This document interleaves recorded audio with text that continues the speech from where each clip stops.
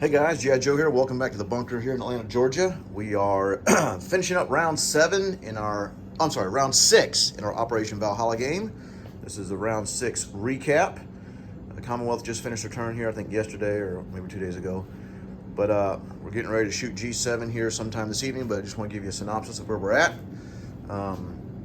First of all, let's go ahead and I just officially switch it to round 7 because that'll be G7 coming up next. Man, a lot of interesting stuff going from right to left here. You see a lot of jostling for position between navies, between the United States and Japan. Japan has reinforced the Philippines, bought a battleship, yes, and placed it here because they have shipyards, so they can do that. Yeah, they have shipyards. So even though there's not a shipyard marker here, they're allowed to produce a capital ship there. So they purchased some stuff there. They took some more oil islands.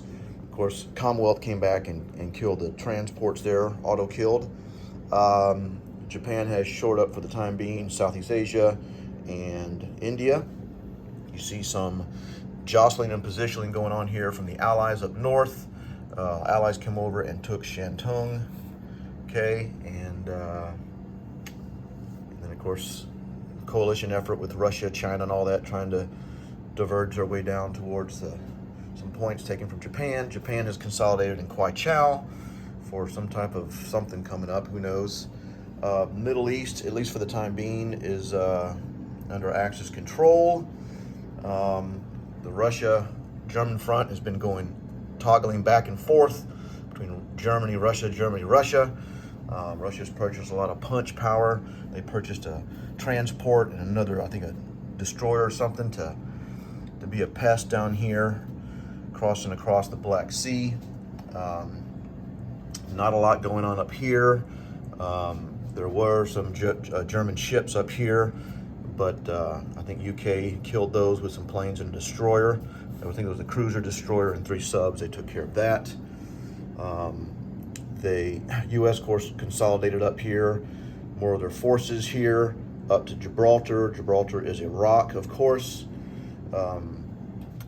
Italy bought a couple destroyers, pulled their battleship back, left some ships in 92. I'm trying to think what else.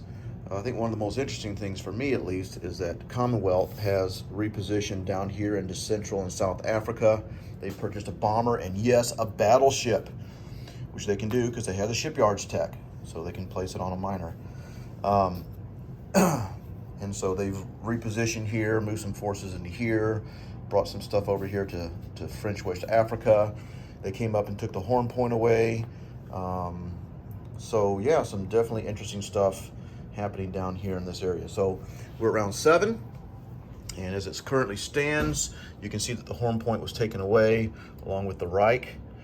All right, and so we have axis of 1, 2, 3, 4, 5, 6, 7, 8, 9, 10, 11, 12, 13, 14. They're staying at 15 points for now.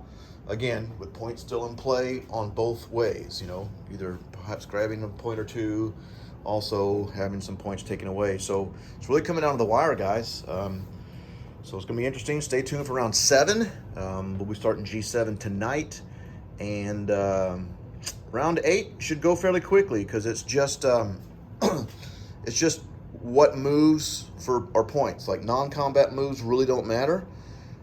Purchasing units really don't matter unless those purchased units or non-combat movements can keep a point from being taken.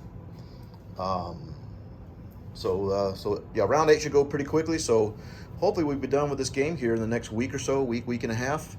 And it's been a great time playing with these guys. They're great guys. My first time, of course, I've met them before, back at BB4 in Atlanta, the tournament, and great guys. It was nice to meet them in person, but I didn't get the opportunity to play with them or against them. So this is pretty awesome to be able to play alongside Madman and against the competent opponents of Moose Cow and Mr. Scrubbert. So thanks for watching, guys. Stay tuned for G7, and we'll see what happens.